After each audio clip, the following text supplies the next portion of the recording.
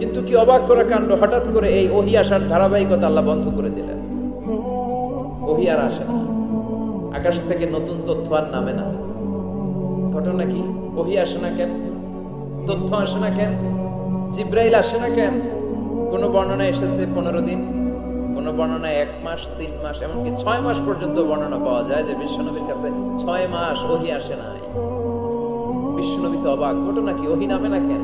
আর ওহী না আসলে তো বিশ্বনবী শেয়ার করতে পারে না। এতদিন যা আসতো বলে বেড়াতো, এখন আসেও না, বলতেও পারে না। কাফির মুশরিকরা বিশ্বনবীর গালি দিতে শুরু করলো, মুহাম্মদের রব মুহাম্মদের ভুইলা গেছে, মুহাম্মদের আল্লাহ মুহাম্মদের ছেড়ে দিয়েছে। বিশ্বনবীর চাচি আবু লাহাবের স্ত্রী উম্মে জামিল বলতে শুরু করলো, কি মুহাম্মদ, তোমার শয়তানটা তোমার কাছে আসলো না? শয়তান দ্বারা তিনি জিব্রাইলকে বুঝিয়েছেন যে তোমার জিব্রাইল তোমার কাছে আসে না। এভাবে সবাই গালমন্দ করতে শুরু করলো যে মুহাম্মদের আল্লাহ মুহাম্মদকে ভুলে গিয়েছে। বিশ্বনবীকে আল্লাহ আশ্বস্ত করলেন আর এই সূরাটা নাজিল করলেন আর বললেন ওয়াদ-দুহা।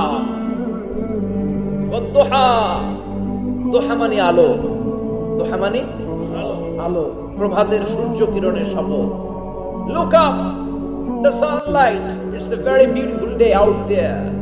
নবী হতাশ হবেন না, বেরোন, সকালের সূর্যটা কত সুন্দর, কি ঝলঝলে পৃথিবী, ফকফকে আর তকতকে, দেখলেই মনটা ভরে যায়, ঠিক কি না?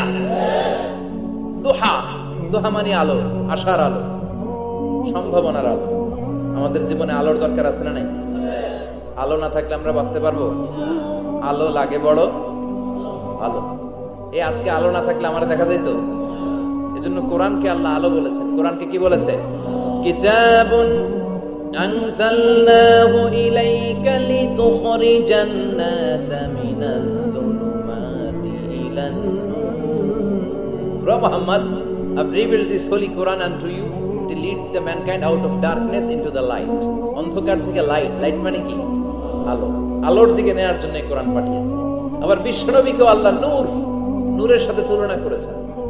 আবার বিশ্বনবী আল্লাহর কাছে নূর চাইতেন, বলতেন আল্লাহ আমার ডানে আলো দাও, আমার বায়ে আলো দাও, আমার সামনে আলো দাও, পিছনে আলো দাও, উপরে আলো দাও, নিচে আলো দাও, আমার দেহে আলো দাও, আমার মাংসপেশির ভিতরে আলো দাও, আমার হাড্ডির ভিতরে আলো দাও, আমার জন্য তুমি আলো দাও। পড়ে না আমিন?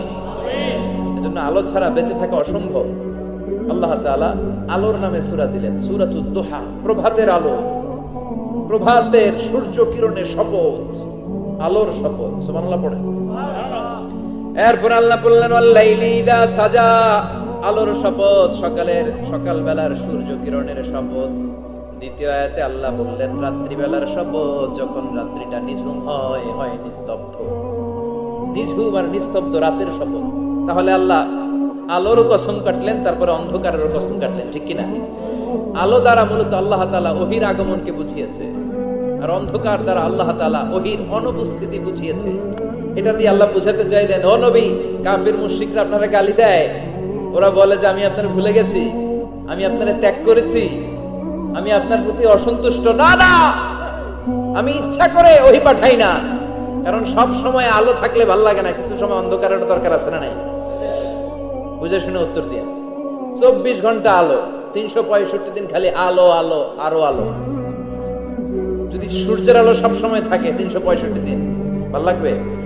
রাতে ঘুমাবেন কেমন? আবার সব সময় ঘুটঘুটে অন্ধকার, আলো নাই, ভালো লাগে? ক্ষেত খামারে চাষ করা লাগবে না, বাজারে যাওয়া লাগবে না। তার মানে আলোরও দরকার আছে, অন্ধকারেরও দরকার আছে। এটা দিয়ে আল্লাহ বুঝাতে চাইলেন, নবী, ওহী নাজিল করার জন্য দরকার আছে, মাঝে মাঝে ওহী বন্ধ রাখা আপনার বিশ্রাম দেওয়ারও দরকার আছে। চিৎকার করে বলেন আল্লাহু আকবার। এজন্য আল্লাহ বললেন ওয়াদ-দুহা ওয়াল-লাইলি ইযা সাজা মা ওয়াদ্দা'আকা রাব্বুকা ওয়া মা ক্বালা ওয়ালাল আখিরাতু খায়রুল লাকা মিনাল উলা। সুবহানাল্লাহ পড়ে। ও নবী, প্রভাতের সূর্য কিরণের শপথ, নিঝুম নিস্তব্ধ রাত্রিবেলার শপথ, আলো আর অন্ধকারের শপথ করে আমি বললাম, আপনার প্রভু আপনারে ভুলে যায় নাই, আপনার উপর অসন্তুষ্ট হয় নাই। আমি আল্লাহ ইচ্ছা করে ওহী বন্ধ রেখেছি, কারণ ওহীর একটা পাওয়ার আছে। বারবার ওহী রিসিভ করলে আপনার স্নায়ু এটা সহ্য করতে পারবে না, আপনার দেহ এটারে বরদাস্ত করতে পারবে না। নবী, আমি আপনার প্রতি এত রহম দিল, এত ভালোবাসি, বারবার ওহী নিতে নিতে আপনার যে কষ্ট হয়, এই কষ্টটা আমার আল্লাহর সহ্য হয় না। এজন্য আমি আল্লাহ ইচ্ছা করে কিছুদিন ওহী বন্ধ রাখছি। সুবহানাল্লাহ পড়েন। তার মানে এই নয় যে আমি আপনারে ভুলে গিয়েছি, আমি আপনারে ছেড়ে দিয়েছি। আরে নবী, আমি তো আমার নামের সাথে আপনার নামকে জুড়ে দিয়েছি। লা ইলাহা ইল্লাল্লাহ মুহাম্মাদুর, যেখানে আমার আল্লাহর নাম সেখানেই বিশ্ব নবীর নাম আছে না নাই? আজান যখন দেই আল্লাহু আকবারের পরে বিশ্ব নবীর নাম আছে না নাই? একামতে আছে না নাই? আবার আল্লাহর জন্য যখন সালাত আদায় করি শেষ বৈঠকে বিশ্ব নবীর উপর দুরূদ আছে না নাই?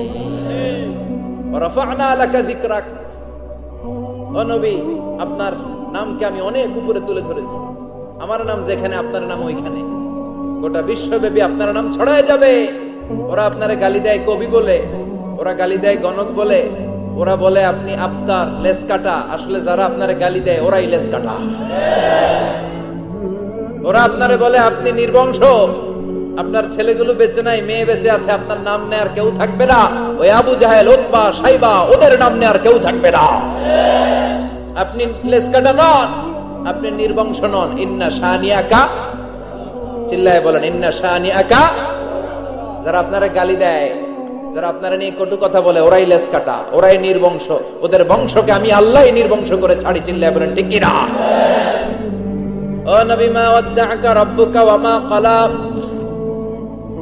আপনার রব আপনারে পরিত্যাগ করে নাই, আপনারে ভুলে যায় নাই, আপনারে ছেড়ে দেয় নাই।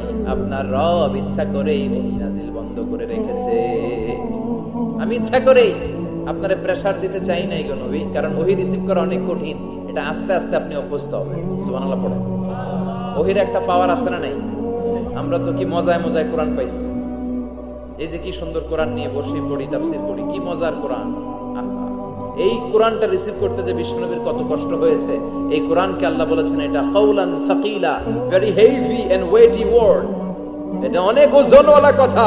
ইন্না সানুলকি আলাইকা কাউলান, এটার অনেক ওজন। এই কোরআনটা যদি পাহাড়ের উপরে নাজিল করা হতো, পাহাড়গুলো দুমড়ে মুচড়ে ভেঙে টুকরো টুকরো হয়ে খান খান হয়ে যেত। ঠিক কি না?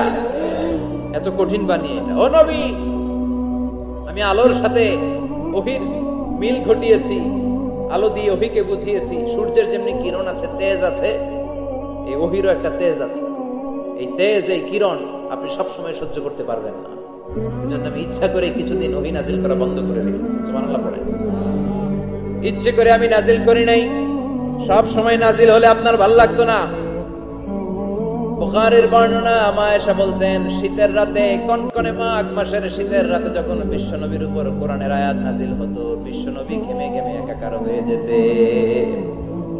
হাত্তা লা ইয়াতাফাসসাদু জাবিনুহু আরাকান, বিশ্বনবীর দাড়ি আর থুতনি বেয়ে ঝরঝর করে পানি পড়তো। আমরা কম্বল গায়ে দিয়ে থাকি আর বিশ্বনবী ঘামে। সুবহানাল্লাহ কইবেন না? এটা কাউলান সাকিলা, অনেক ওজনওয়ালা কথা। আবার বিশ্বনবী যখন ওটের উপরে বসে থাকা অবস্থায় কোরআনের আয়াত নাজিল হতো, ওটের বুকটা মুহূর্তের মধ্যে বালুর মধ্যে, জমিনের মধ্যে লেগে যেত। ঘোড়ায় চড়া অবস্থায় বিশ্বনবীর কাছে যখন কোরআন নাজিল হতো, ঘোড়ার পা গুলো মরুভূমির বালুতে দেবে যেত। মাঝে মাঝে বিশ্বনবী সাহাবাদের রানের উপরে, পায়ের উপরে মাথা দিয়ে শুয়ে পড়তেন, ক্লান্ত শ্রান্ত। যায়েদ বিন হারেসা, বিশ্বনবীর পালক পুত্র, তার পায়ের উপরে মাথা রেখে বিশ্বনবী একবার কথা বলতে বলতে ঘুমিয়ে পড়লেন। ঘন্টাখানেক ঘুমালেন। যায়েদ বিন হারেসা বলে, আমার কাছে তেমন কোনো কষ্টই হচ্ছে না, বিশ্বনবীর মাথাটা খুব বেশি ওজন মনে হচ্ছে না। ঘন্টাখানেক পর বিশ্বনবী চোখ খুললেন, আর খোলা মাত্রই ওনার উপর ওহী কোরআনের আয়াত নাজিল করতে শুরু করলো। কে? যায়েদ বিন হারেসা বলে, যখনই কোরআনের আয়াত নাজিল হতে শুরু করলো, আমার মনে হচ্ছে বিশ্বনবীর মাথাটা 50-60 কেজি ওজন বেড়ে গিয়েছে। বিশ্বনবীর মাথার ওজনে আমার পায়ের রান ফেটে যাবে, আমার পায়ের হাড্ডি ফেটে যাবে, আমার পাটা ভেঙে খান খান হয়ে যাবে মনে হচ্ছিল। তার মানে কোরআনের আয়াত যখন নাজিল হয়, বিশ্বনবীর উপর একটা প্রেসার আছে না নাই? এই জন্য আল্লাহ বললেন, নবী আমি আপনার ভুলে যাই নাই। কাফেররা যেমনি আপনারে গালি দেয় যে আমি আপনারে ভুলে গিয়েছি, আপনার উপর আমি অসন্তুষ্ট, নেভার, অসম্ভব। আমি আপনার উপর কখনো অসন্তুষ্ট নই, বরং আমি ইচ্ছা করে আপনার উপর থেকে প্রেসার কমিয়ে দেওয়ার জন্য কয়েকদিন ইচ্ছা করে আপনারে ছুটিতে রাখছি। সুবহানাল্লাহ পড়েন। যাতে করে আবার এনার্জি গায়ে নেওয়ার পরে নতুন করে কোরআনের আয়াত রিসিভ করার জন্য আপনি সক্ষম হন। চিল্লায় পড়তে হবে আল্লাহু আকবার। এজন্য আল্লাহ বললেন, ওয়াদ-দুহা والليل إذا سجى ما ودعك ربك وما قلى وللآخرة خير لك من الأولى. এরপর আল্লাহ বললেন নবী ওয়ালাল-আখিরাতু খায়রুল লাকা মিনাল উলা, and verily indeed the hereafter is far better for you than this dunya. এই দুনিয়ার চেয়ে আপনার জন্য আখিরাতটা অনেক দামি। খায়রুল লাকা মিনাল উলা, এই দুনিয়ার চেয়ে আখিরাতটা অনেক শ্রেষ্ঠ। এতে আল্লাহ বললেন দুনিয়ার চেয়ে আখিরাত শ্রেষ্ঠ, আর এক আয়াতে আল্লাহ বললেন দুনিয়ার চেয়ে আখিরাত হলো স্থায়ী, ঠিক কি না? বাল তু'থিরুনাল হায়াতাদ দুনিয়া ওয়াল আখিরাতু খায়রুন ওয়া আবকা। তোমরা দুনিয়ার জীবন নিয়ে পাগল পাড়া হয়ে থাকো, আল্লাহ বললেন দুনিয়ার জীবনের চাইতে আখিরাতের জীবন শ্রেষ্ঠ এবং স্থায়ী, ঠিক কি না? কার কথা? দুনিয়া স্থায়ী না আখিরাত স্থায়ী? দুনিয়া শ্রেষ্ঠ না আখিরাত শ্রেষ্ঠ? কিন্তু আমরা কোনটার পিছনে দৌড়াই? খালি দুনিয়া দুনিয়া। दुनिया के मजा ले लो, दुनिया तुम्हारी है, तो जन्नत के मजा ले लो, जन्नत तुम्हारी है। ওইটা কয় না, আছে না নাই? দুনিয়ার পেছনে পাগল হয়ে আমরা পড়ে থাকি। এই দুনিয়ার জীবনটা একটা মায়াজাল, এটা একটা মরিচিকা। এই মরিচিকা, এই ধোঁকা, এই লালসা আর এই মায়াজালের পেছনে আমরা ছুটছি।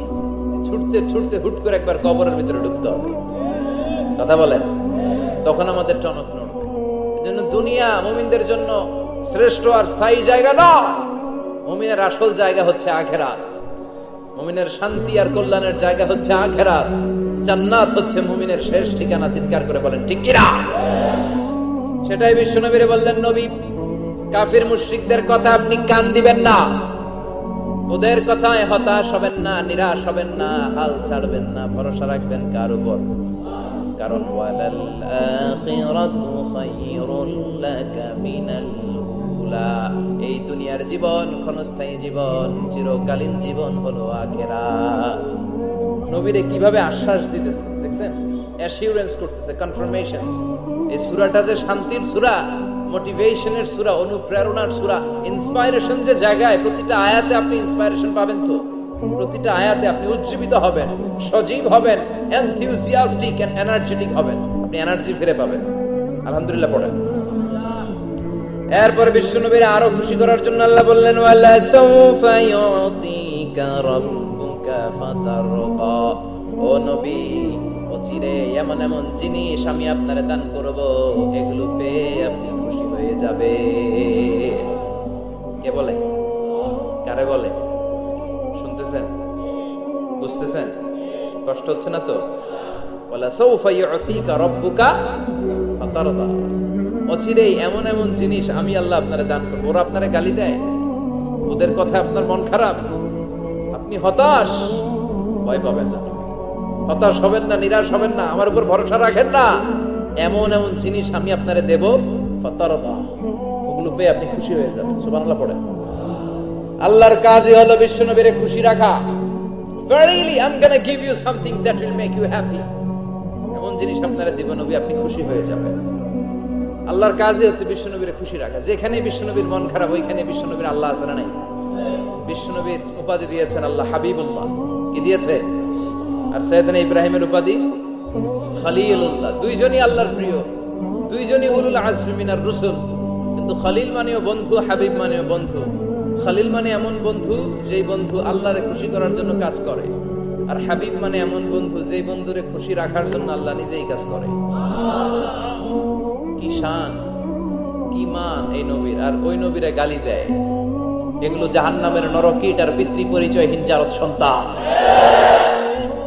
As a father, as a teacher, as a commander, as a lawgiver, as a lawmaker, as a reformer of the society, Muhammad is the Superman of the world. Superman, উনি অসাধারণ ব্যক্তিত্ব, unparalleled personality। ওনার জীবনী নিয়ে পড়া শুরু করলে এটা শেষ হয় না। বিয়ন্ডলেস, বাউন্ডলেস, বটমলেস, এটা তলাবিহীন সাগর। বিশ্বনবীর জীবনী একটা সাগর, কিন্তু সাগরের কি নাই? সুবহানাল্লাহ কইবেন না? যে বিশ্বনবীর খুশি রাখা কার কাজ? যেখানে বিশ্বনবী হতাশ, যেখানে বিশ্বনবীর মন খারাপ, বিশ্বনবীর মন ভালো করে দেয় কে? এজন্য আল্লাহ বলেন ওয়ালা সাউফা ইউতিকা রাব্বুকা অচিরেই আপনার রব আপনাকে এমন এমন জিনিস দান করবে নবী, এগুলো পেয়ে আপনি খুশি হয়ে যাবেন। কিভাবে নবী খুশি হয়েছে, কিভাবে নবীর আল্লাহ খুশি রাখবে, শুনবেন শুনবেন শুনবেন? দেখেন, খেয়াল করে বুঝতে হবে কিভাবে আল্লাহ তাআলা বিশ্বনবীকে খুশি করেন। দেখেন, বিশ্বনবীর প্রথম কোথায় খুশি করলেন? বিশ্বনবী মক্কার জমিনে দাওয়াতি কাজ যখন শুরু করলেন, তিনি দেখলেন বিশ্বনবী খুব ভালো অ্যানালাইসিস করতে পারতেন। তিনি মক্কার সোসাইটিটাকে, সমাজটাকে বিশ্লেষণ করে অ্যানালাইজ করে উনি দেখলেন যে এই মক্কায় দাওয়াতি কাজের একটা শক্ত অবস্থান নিতে হলে 2 জন লোকের 1 জন আমার চাই। সুবহানাল্লাহ পড়েন। কি বিশ্লেষণ শক্তি, কি চিন্তা শক্তি! উনি খেটে ফেললেন, উনি বুঝে ফেললেন সবাইকে দেখে যে 2 জনের 1 জন আমার সাথে না থাকলে আমার দাওয়াতি কাজ চালানো কষ্ট হয়ে যাবে। এজন্য গভীর রাতে তাহাজ্জুদের নামাজ শেষে আল্লাহর কাছে কেঁদে কেঁদে বিশ্বনবী দোয়া করে, আল্লাহুম্মা আইজ্জাল ইসলাম বি আহাব্বির রাজুলাইনি ইলাইক। আল্লাহ 2 জন লোকের, যেই লোকটারে তোমার দরবারে মকবুল মনে হয়, ভালো লাগে, পছন্দ হয়, তাদের একজনকে ইসলামের ভেতরে ঢুকিয়ে দিয়ে ইসলামকে তুমি বিজয় দান করে দাও। ও আল্লাহ, 2 জনের 1 জনকে আমার চাই। একজন হলো আবি জাহাল ইবনে হিশাম, হিশামের বেটা আবু জাহাল, ও উমর ইবনে আল খাত্তাব, অথবা খাত্তাবের বেটা উমর। সুবহানাল্লাহ পড়ে। সাথে সাথে দোয়া কবুল করলো কে? কার জন্য করলো? নাকি আবু জাহেলের জন্য? আবু জাহেলের চোখের সামনে পর্দা ছিল, ও পর্দা সরায় না। ওর অন্তরে পর্দা, ও পর্দা উঠে সত্যটা দেখতে চায় না। এজন্য ওর জন্য গোটা বিশ্ববাসীর আছে ঘৃণা। ও যেখানে মারা গেছে, ওর যেখানে জন্মস্থান, ওইখানে সৌদি সরকার ল্যাট্রিন বানায় দিয়েছে। ঘৃণার প্রতীক। ওইখানে তো অন্য কিছু বানাইতে পারতো, ল্যাট্রিন বানাইতে যাবে কেন? গোটা বিশ্বের মানুষ যায় যেন এটা ভরাই দিয়ে আসতে পারে। কথা বলেন। এই বেয়াদবটার জন্য আল্লাহ দোয়া কবুল করে নাই। ওমরে ফারুক রাগী ছিলেন, কিন্তু সত্য প্রকাশে, সত্য গ্রহণে আপোষহীন। সত্য দেখলেই উনি মেনে নিতেন। এটা জাহেলি যুগে ওনার মধ্যে এই গুণ ছিল। আল্লাহু আকবার। বিশ্বনবীকে দেখে দোয়া করে, আল্লাহ মক্কার জমিনে এই 2 জনের 1 জন যদি কালেমা না পড়ে, মক্কার জমিনে দাওয়াতি কাজ চালিয়ে যাওয়া কঠিন হয়ে যাবে। হয় হিশামের বেটা আবু জাহেল কিংবা খাত্তাবের বেটা উমরকে তুমি ইসলামে ঢুকাও। আল্লাহ উমরের জন্য দোয়া কবুল করলেন। বিশ্বনবী তখনও বুঝতে পারেন এই দোয়াটা কার জন্য কবুল। হঠাৎ ওমরে ফারুক বিশাল একটা নাঙ্গা তলোয়ার নিয়ে বিশ্বনবীকে হত্যা করার জন্য ছুটে এলো। বিশ্বনবী তখন মক্কার আরকাম ইবনে দারুল আরকামের ঘরে সাফা পাহাড়ের পাদদেশে লুকিয়ে লুকিয়ে দাওয়াতি কাজ করতেন। আশেপাশে সাহাবীরা বসা। বিশ্বনবীর চাচা হামজা ইবনে আব্দুল মুত্তালিব বললেন, নবী তাড়াতাড়ি পালিয়ে যান, ওই যে দেখা যায় ওমরে ফারুক তলোয়ার নিয়ে আপনারে মারতে আসছে। বিশ্বনবী বললেন, চাচা সরে যান, সাহাবীদেরকেও সরে যেতে বলেন, দরজাটা খুলে দেন, ওমরকে আসতে দেন।